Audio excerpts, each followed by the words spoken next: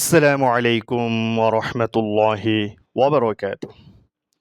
আমরা গত ভিডিওর মধ্যে আপনার কফ পর্যন্ত পড়েছি।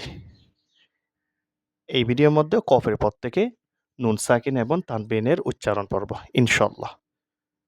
বিসমিল্লাহির রহমানির রহিম।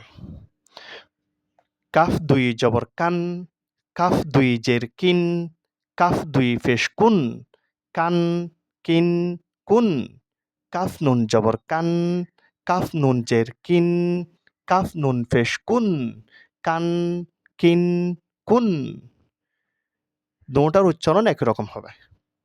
লাম দুই জবর লান, লাম দুই জের লিন, লাম দুই পেশ লুন, লান লিন লুন। লাম নুন জবর লান, লাম নুন জের লিন, লাম নুন পেশ লুন, লান লিন লুন। দুটার উচ্চারণ একই রকম হবে। মিম দুই জবর মান, মিম দুই জের মিন, মিম দুই পেশ মুন, মান মিন মুন। মিম নুন জবর মান, মিম নুন জের মিন, মিম নুন পেশ মুন, মান মিন মুন।